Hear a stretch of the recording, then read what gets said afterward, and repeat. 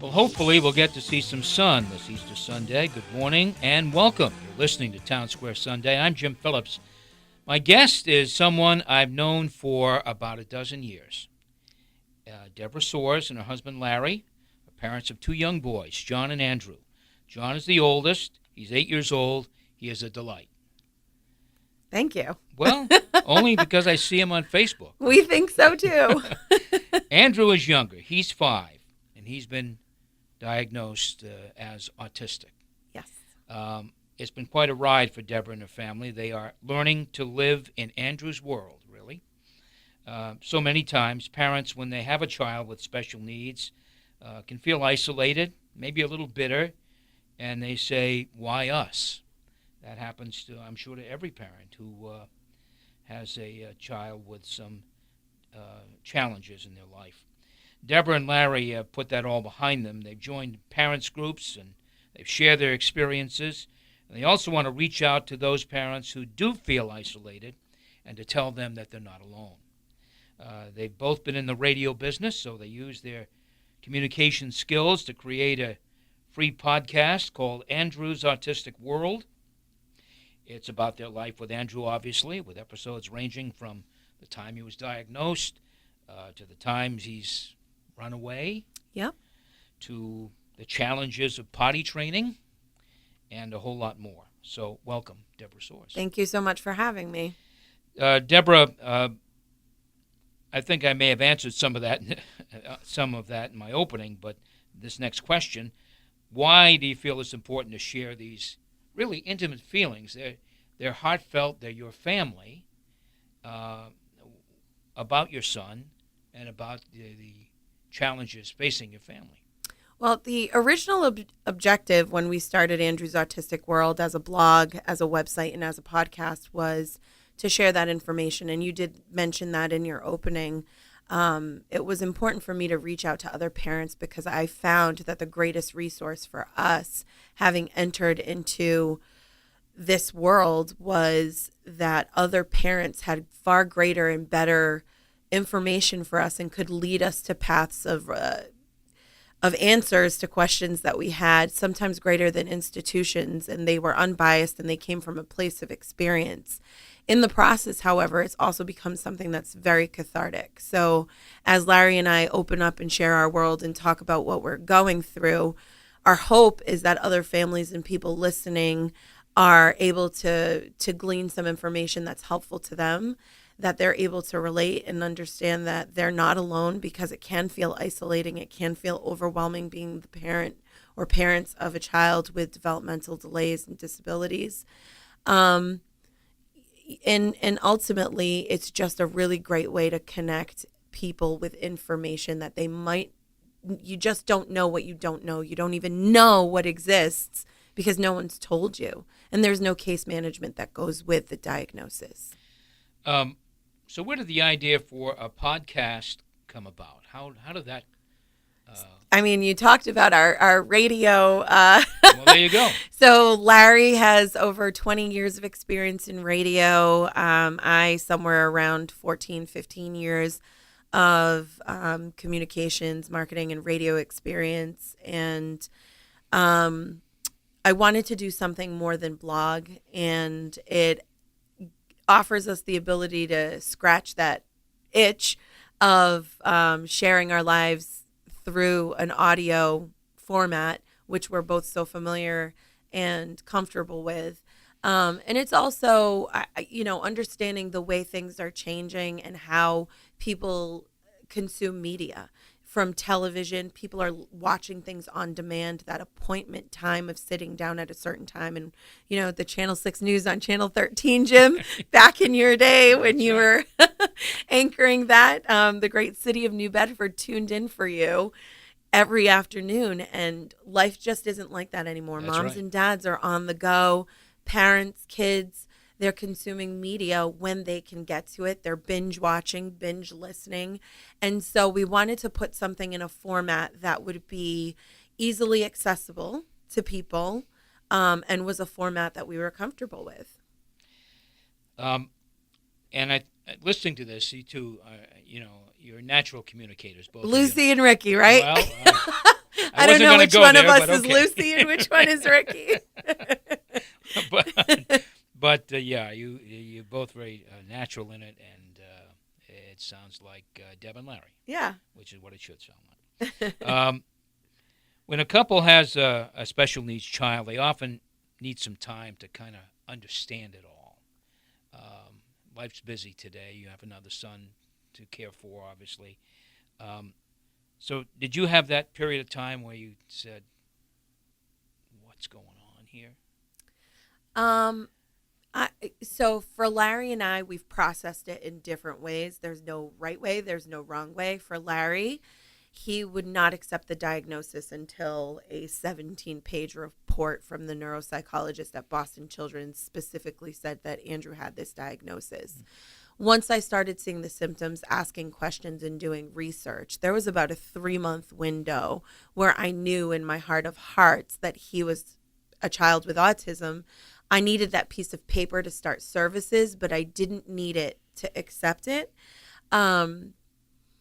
For me, it's been sort of full steam ahead, and that's just kind of how I am. I'm not the ostrich who's going to bury her head in the sand and pretend that what's going on isn't going on. I'm somebody who I'd like to think that maybe I would have been Joan of Arc or somebody revolutionary in my time, and an advocate. But yeah, that's been my role for Larry. Once he got the diagnosis as a parent, he's on board for everything. But the role he plays, which is so important, is the live in the moment, the fun dad, and it doesn't rule his world. So for me, the thought of how do we get better? What's the therapy we need? What do we need to do? How can we include other parents?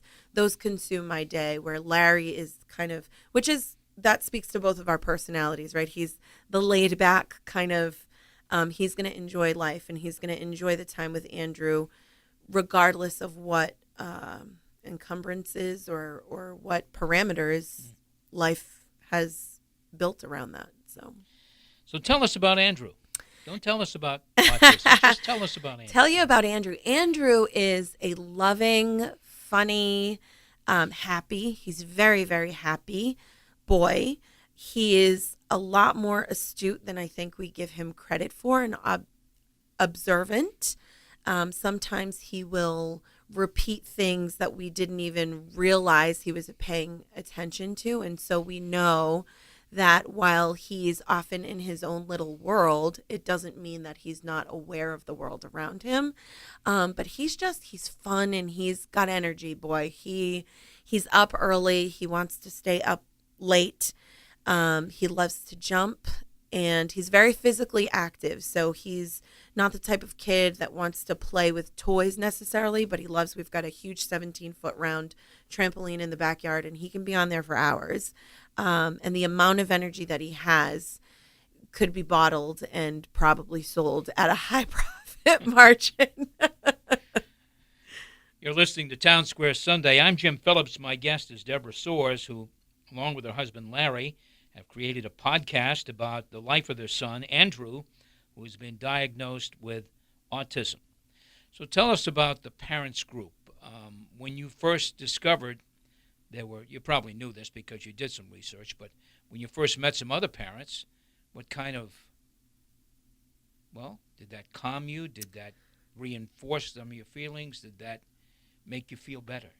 Yes and no. So on one hand, it made me feel better, but because there were all of these other people who were going through what we had gone through or were going through. Most of the children, so the parents group is parents of children who are also receiving therapy services where Andrew receives his therapy services. So most of the children within a 2-year swing are relatively the same age, and we're all kind of going through the same things at the same time, but not really, because some other parents have nonverbal children, some other parents have higher functioning children, and so there are still those minute differences. Where I would say that I became a little bit more obsessive, again being new, and understanding a lot more now and with a lot more clarity is that when you've met one child with autism, you've only met one.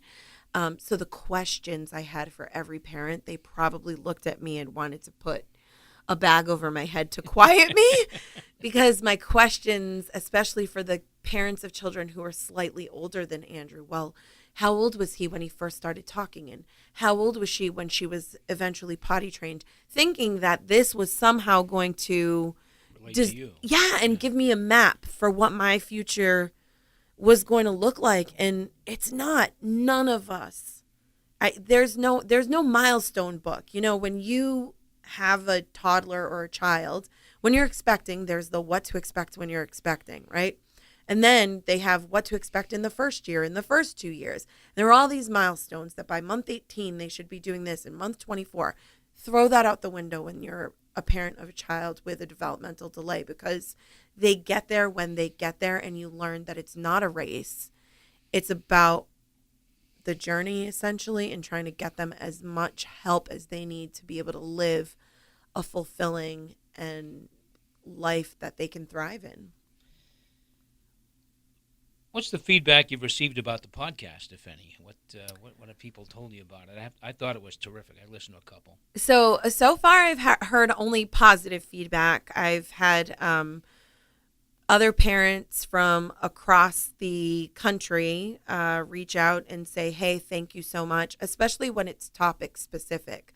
We do get a lot of positive feedback and encouragement from other parents who have also been through it. So the potty training episode was one that got some legs, and quite a few people responded and said, hey, we went through this and it was a fail, or hey, we went through this and it eventually worked, but not until my child was 5 or 6, and just keep doing what you're doing. And so a lot of positivity, a lot of words of encouragement, a lot of gratitude from people who find it helpful to listen to it and find it calming in a soothing way, because they're also, much like I was, looking for answers to everything, and the answer is that there are no answers, right? So that's sad but very true. Yeah.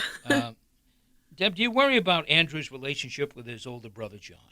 And I say that John's communication and relationship skills are growing. They're growing by leaps and bounds, and he really is an 8-year-old boy. Andrew's skills, not so much. Do you worry about the gap, or is John able to adapt? John is able to adapt. My concern, so to back it up a second, I had 2 children, not because I wanted to be poorer, but because I was fortunate enough to have 2 siblings of my own, and they were truly my best friends. And that was the one thing, after I had one child, I wanted to be able to give that relationship and that built-in best friend to John. And I think they still are going to be the best of friends. It's going to take a different shape than neurotypical siblings, the type that I had, but the level of care that Andrew has for John and John has for Andrew, it's delightful to see that when no one else is in the room, John is always in the room for Andrew. He does pay attention to his brother. So in terms of children with autism who have such a hard time of being pulled out of that silo and out of that world, to see that he does notice his brother is great. And for John, he's going to grow up probably a little bit faster than he already was growing up, because he's developing a sense of responsibility, shared responsibility for his brother.